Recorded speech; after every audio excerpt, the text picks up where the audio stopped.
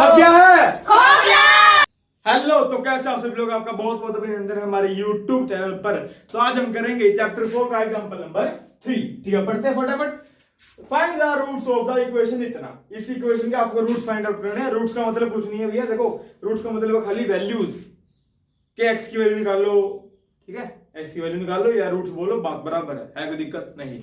अब देखो, अब जो मैं अभी बता दूंगा आपको समझ भी आ जाएगा, पर अगर आपको बिल्कुल डिटेल में पढ़ना है, बिल्कुल स्लो मोशन में पढ़ना है ना, ठीक है, बिल्कुल आराम से, तो हमने इस चैप्टर की सीरीज चल रही है 4 चैप्टर की, इसमें हमारा सेकंड लेक्चर है। इसमें मैंने बिल्कुल डिटेल में बताया, कम से कम 20-25 मिनट की वीडियो है, वो प्रॉपर समझाया है आपको वहां, तो वहां आ जाके वो चेक कर सकते हो। अगर आपको यहाँ अभी भी अगर दिक्कत आई यहाँ समझने के बाद, खैर मैं कोशिश करूंगा यहाँ भी आपको समझ आ ही जाए पहली बार में।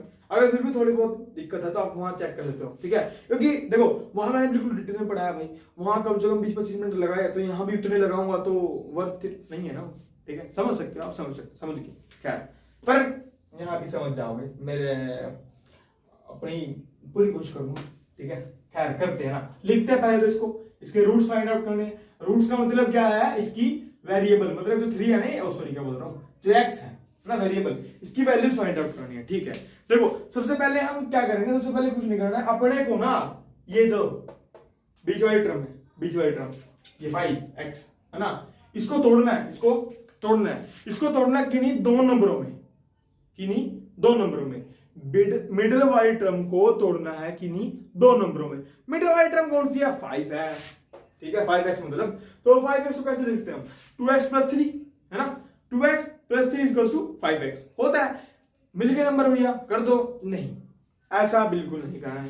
देखो मैथ में भाई तुम ऐसे ही मुंह उठा के कुछ भी नहीं कर सकते, ठीक है, तुम भी और मैं भी ऐसे ही मुंह उठा के कुछ नहीं कर सकता मैथमेटिक्स है भाई, कोई भी है इस संसार में, कोई ऐसा नहीं कि कुछ भी उठा के मुंह उठा के कर रहा है वो मैथ के अंदर, ठीक है भाई मैथ से समझ रहे हो तुम भाई, समझ रहे हो, ओदा भाई मैथ्स का, ऐसे तुम कुछ नहीं कर सकते। तो यहाँ कुछ आपको शर्तें माननी पड़ेगी, ठीक है, यहाँ कुछ आपको शर्तें माननी पड़ेगी, उसके हिसाब से आपको इसको तोड़ना है किन्हीं 2 नंबरों में। दोबारा रिपीट करता हूं मैं, आपको यहाँ कुछ शर्तें माननी पड़ेगी, फिर उसकी शर्तों की बिहाफ पे आपको इस मिडिल वाली टर्म को तोड़ना है, कोई दिक्कत नहीं है। तो भाई पहली शर्तें क्या है, पहली शर्त, 2 शर्तें है ना, यहाँ 2 शर्तें लगेगी। पहली शर्त ये है, जो आप वो 2 नंबर ले रहे हो, मैंने क्या बोला अभी कि 5 को ना मिडिल वाली टर्म को 6 लग रहा है, 6 बढ़ा दिया यार, ठीक है, 5 जो मिडिल वाली टर्म है उसको 2 नंबरों में तोड़ना है, ठीक है।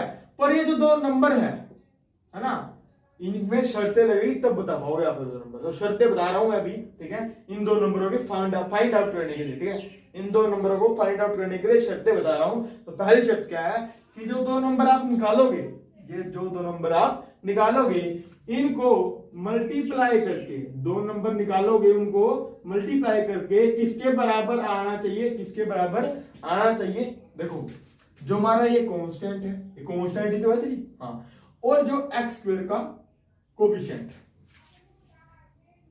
देखो थोड़ी भारी चीज है मैं समझता हूं, पर थोड़ा सा मैं भी कोशिश करूंगा, आप भी करो, समझ जाओगे, ठीक है। देखो कि हमें मिडिल वाली टर्म को तोड़ना है, ठीक है भाई, फिर मिडिल वाली टर्म को तोड़ना है किन्हीं 2 नंबरों में, ठीक है। अब तोड़ने के लिए शर्तें लगेगी, ऐसे नहीं तोड़ पाओगे, तो जो 2 नंबर हमें चाहिए है, उन 2 नंबरों का मल्टीप्लाई किसके बराबर आना चाहिए, कांस्टेंट टर्म मल्टीप्लाई x² का कोफिशिएंट।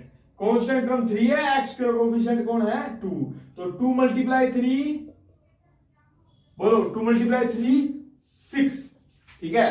तो पहली शर्त तो मिल गई कि जो हमें 2 नंबर चाहिए है, 5 को तोड़ना है 2 नंबरों में, उन 2 नंबरों का मल्टीप्लाई किसके बराबर आना चाहिए, हमेशा हर क्वेश्चन में अप्लाई होगी ये शर्तें कि कांस्टेंट टर्म मल्टीप्लाई x² का coefficient, constant term multiply x² का कोफिशिएंट है, कोई दिक्कत, अरे बोलो नहीं, तो 3 × 2 6, पहली शर्त तो ये है कि नंबर को मल्टीप्लाई करने पे 6 आना चाहिए, ऐसे 2 नंबर चाहिए। अच्छा, दूसरी शर्त क्या है भाई, दूसरी शर्त यह है कि उन 2 नंबरों का प्लस या माइनस, ठीक है, उन 2 नंबरों का प्लस या माइनस है ना, 4 बोल दिया, तुम बोलोगे भैया क्या, तुम भी ना एक बार को 20-20 बार बोलते हो, आदत से मजबूर भाई, आदत से मजबूर, खैर क्या कर सकते हैं, ठीक है।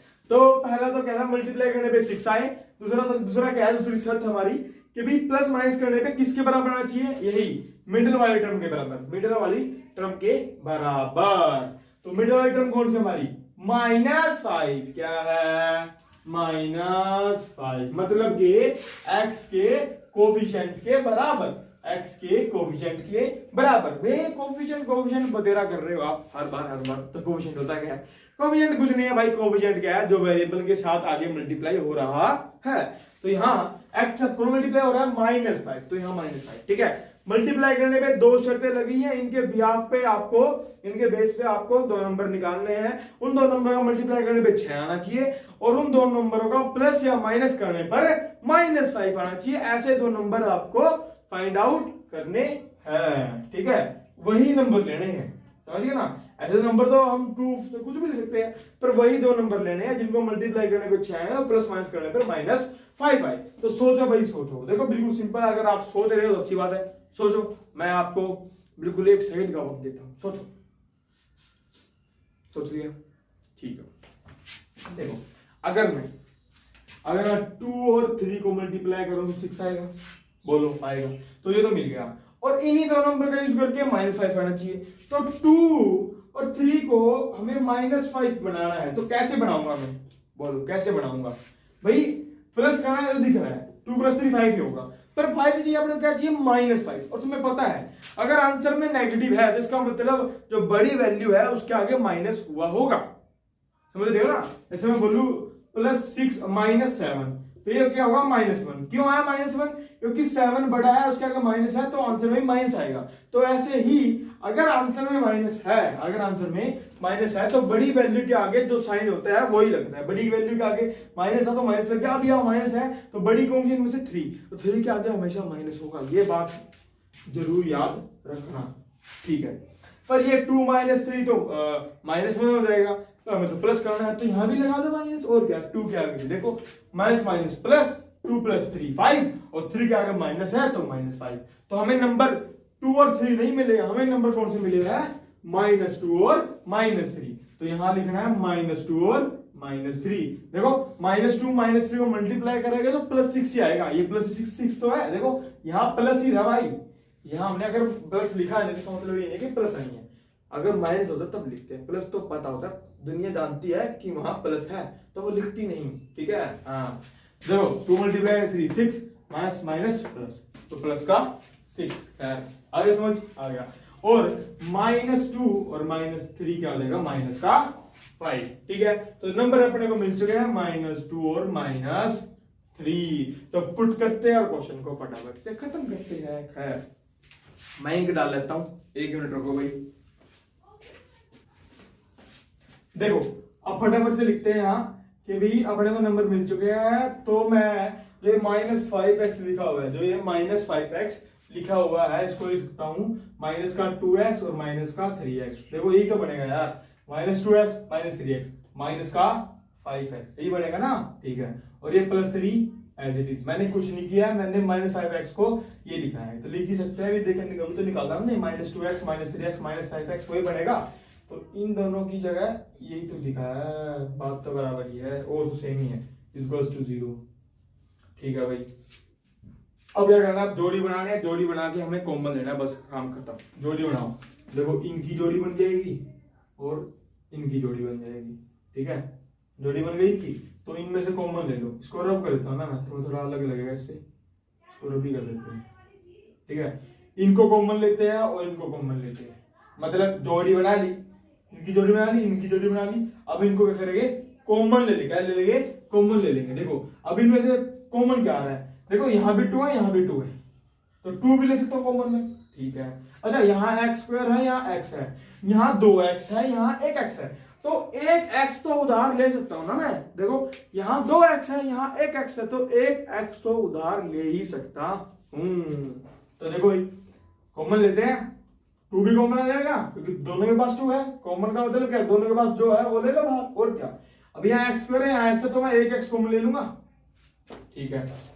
अब 2x को किससे मल्टीप्लाई करूं, तो 2x² आए, बोलो यहां लिखता हूं ना, 2x को किससे मल्टीप्लाई कराऊं, तो 2x² आए। देखो 2x तो है, एक एक्स और चाहिए ना, यहाँ एक्स स्क्वायर है, यहाँ खाली एक्स है, हमें एक एक्स और चाहिए तो एक्स से मल्टीप्लाई करा देंगे। देखो मल्टीप्लाई है बेस से पावर ऐड है ना, मल्टीप्लाई बेस से पावर ऐड, मल्टीप्लाई है एक्स एक्स है बेस से पावर ऐड, तो 1 + 1 2, तो 2x को x से मल्टीप्लाई कराएंगे 2x स्क्वायर आ जाएगा। ठीक है, तो 2x को x से मल्टीप्लाई कराएंगे 2x स्क्वायर आ जाएगा। तो ये माइनस का एज इट इज। अब 2x को किससे मल्टीप्लाई कराऊं, तो 2x ही आए 1 से भाई, 1 से। देखो क्योंकि देखो 2 को किससे मल्टीप्लाई कराऊं, 2 आई 1 से। 5 को किससे मल्टीप्लाई कराऊं, 5 आई 1 से, क्योंकि 5 बन जा 5, 2 बन जा 2, 3 बन जा 3। ऐसे ही 2x को किससे मल्टीप्लाई कराऊं, जब 2x आए 2x बन जा 2x, तो 2x को 1 से मल्टीप्लाई कराएंगे तो 2x आ जाएगा हमारा। ठीक है, खैर अब देखो इनमें से क्या कॉमन, इनमें से 3 तो कॉमन आ रहा है, पर कोई भी वेरिएबल कॉमन नहीं आ रहा है। क्यों, क्योंकि यहाँ x है, यहाँ x तो है ही नहीं, x तो है ही नहीं, तो हम माइनस ये 3 कॉमन ले लेंगे बस, खाली इसमें नंबर आएगा ना कि कोई वेरिएबल कॉमन आ रहा है, क्योंकि यहाँ x है, यहाँ x है ही नहीं, तो x कैसे आ जाएगा भाई, कॉमन दोनों में होना चाहिए ना वो, तो 3 तो आ रहा है, 3 दोनों में है, 3 ले लिया। अब 3 को किससे मल्टीप्लाई करूं तो 3x आई x से, 3 को x से मल्टीप्लाई करेंगे 3x बन जाएगा, सिंपल। अब देखो बाहर माइनस लिया है तो अंदर साइन चेंज, ये रूल है, ये याद रखना, अगर हमने बाहर माइनस लिया है तो अंदर साइन चेंज हो जाएंगे। तो यहाँ माइनस है और ये माइनस है तो अंदर प्लस है, तो यहाँ क्या हो जाएगा माइनस, साइन चेंज, प्लस का हमने माइनस कर दिया। अब 3 को किससे मल्टीप्लाई कराऊं, जो 3 आई 3 को 1 से मल्टीप्लाई करेंगे ना, जो 3 आएगा। ठीक है, खैर देखो भाई अब क्या करना है, अब देखो अब आप ठीक कर रहे हो कि नहीं कर रहे हो, इस कैसे पता लगेगा, अगर आप ये दोनों सेम आ रहे हैं, सेम आ रहे हैं ना, x-1 और x-1, तो इनको एक बार लिख लो, 2 आए हैं इनको एक बार लिख लो, और जो बचा है, बचा क्या, इधर लिख लिया हमने, इधर लिख लिया, यहाँ बचा क्या है 2x और -3, इनको अलग लिख लो, 2x ये और ये -3 और इक्वल्स टू 0। आप बोलोगे भाई ये कौन सी बात हुई, आप तो बोलते हो मैथ में हर स्टेप का लॉजिक होता है, ये होता है, फलाना होता है, ढिमका होता है। आपने 2 सेम थे एक बार लिख दिया और 2x - 3 को ऐसे लिख दिया, क्योंकि बात हुई क्या है। देखो अभी हुआ क्या है, यहाँ कॉमन लिया है, एक्चुअली मतलब क्या लिया है, कॉमन लिया है। पर देखो स्कूल में भी ऐसे सिखाते हैं आपको कि ये सेम आ गया, ये यहाँ लिख दिया, ये 2x - 3 इसको यहाँ लिख दिया, बात खत्म। ठीक है, पर देखो कोई लॉजिक तो हुआ नहीं, इसके पीछे की मैथ्स का, इसके पीछे की मैथ्स है। देखो भाई अगर मैं आपको समझाऊं, ठीक है, देखो समझ गए, बढ़िया बात है, वरना कोई बात नहीं, वरना ऐसे आप याद रख लेना कि माइनस से सेम आ गया और ये जो बचा ये आ गया। पर मैं बता रहा हूँ इसके पीछे के पर्दे के पीछे कहानी क्या चल रही है। ठीक है, तो पर्दे के पीछे कहानी कुछ ऐसी चल रही है, हमने क्या किया है, हमने कॉमन लिया है, क्या लिया है, कॉमन, पूरे में से। अभी तो हम जोड़ी बना के कॉमन ले रहे थे, अब क्या कर रहे हैं, हम इस पूरे में से क्या ले रहे हैं, कॉमन, पूरे में से। देखो यहाँ भी x - 1 है, यहाँ भी x - 1 है, तो मैं इसको कॉमन ले सकता हूँ ना, यहाँ भी है तो कॉमन ले लूंगा इसको, तो पूरे में से मैं x - 1 को कॉमन ले लूंगा। ठीक है, तो अंदर क्या बचेगा भाई, अंदर देखो क्या बचेगा, अब ये तो ले लिया है, अंदर बचा खाली खाली 2x बचा है। ठीक है, ये तो बाहर आ गया ना, माइनस ऐसे कैसे, अब देखो x - 1 तो बाहर ले लिया हमने, तो बचा क्या, खाली 3 बचा है।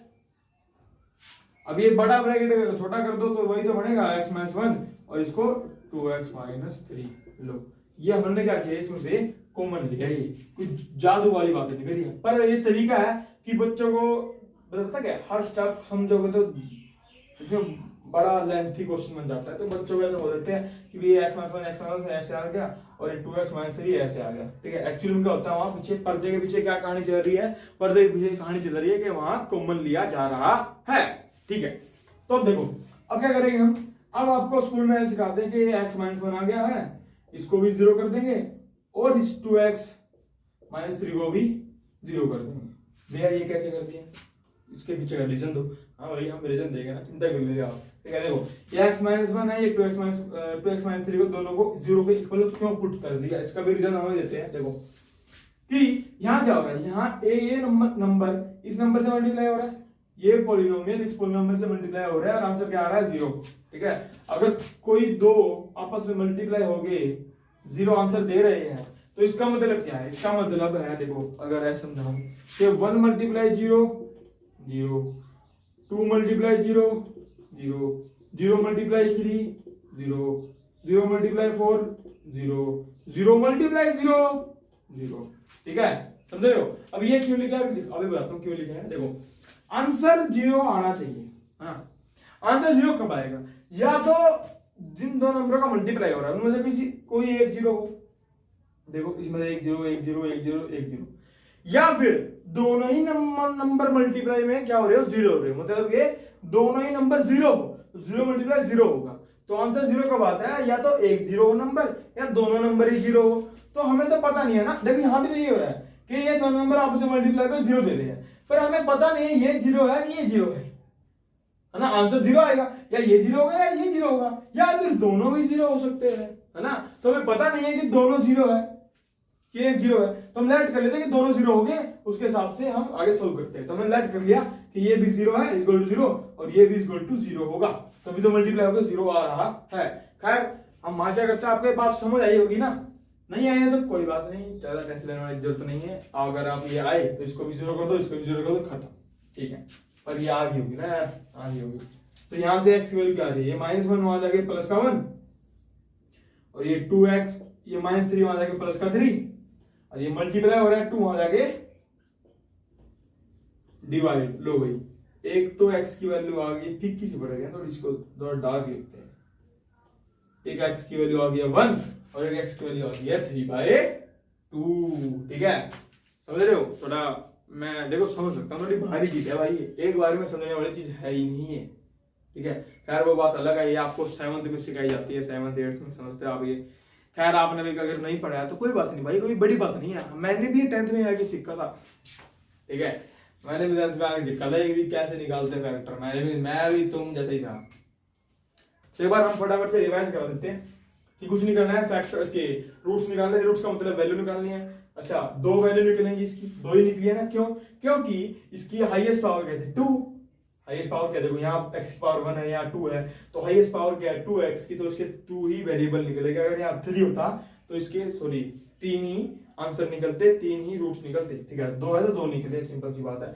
तो हम क्या करेंगे, हमारा पहला रूल है कि फर्स्ट वाली मिडिल वाली टर्म को तोड़ेंगे, किन्हीं 2 नंबरों में तोड़ेंगे, और 2 नंबर तोड़ने के लिए शर्तें लगेंगी, ऐसे नहीं तोड़ पाओगे आप। तो पहली शर्त क्या है कि 2 नंबरों को मल्टीप्लाई करने पे क्या आना चाहिए कि कांस्टेंट को मल्टीप्लाई करो x के कोफिशिएंट के साथ, तो करो 2 × 3 6, तो नंबर को मल्टीप्लाई करने पे क्या आना चाहिए 6 आना चाहिए। दूसरी शर्त क्या है कि नंबर को प्लस माइनस करने पे क्या आना चाहिए, मिडिल वाली टर्म क्या है -5x, मतलब कि x का कोफिशिएंट क्या है मिडिल वाली का -5, तो -5, तो ढूंढो ऐसे नंबर, मल्टीप्लाई करने पे 6 आए, प्लस माइनस करने पे -5 आए, ढूंढे -2 और -3, तो -2 -3 यहाँ पुट करा उसकी जगह पे, जोड़ियां बनाई, जोड़ी बना के कॉमन ले लिया, फिर मैंने बताया कि सेम आया तो उसका मतलब आंसर तुम्हारा ठीक जा रहा है, और इनको एक बार लिख दो, ये जो बचा इसको यहाँ लिख दो। पर यहाँ पीछे पर्दे के पीछे कहानी की चलती है, पर्दे के पीछे कहानी ये है कि हमने x - 1 कॉमन लिया है, ठीक है। फिर दोनों को इक्वल टू 0 पुट कर दो, फिर आंसर निकल जाएगा। तो इस 0 कैसे आया, 0 ऐसे आया कि दोनों नंबर को मल्टीप्लाई करने पे 0 आ रहा है, तो उसका मतलब क्या है, या एक 0 है या वो 0 है, या फिर दोनों ही 0 है। तो हमने क्या कर लिया, हमें पता नहीं है कि कौन सा 0 है भाई, तो हम दोनों को 0 लेट कर लेंगे, और फिर हमने x की दोनों वैल्यू निकाल दी। खैर समझ चुके होगे, है ना। गले की बैंड बज चुकी है, गले की बिल्कुल, ठीक है। तो गर्मी बहुत है भाई, बहुत गर्मी। खैर छोड़ो, तुम्हें क्या भाई,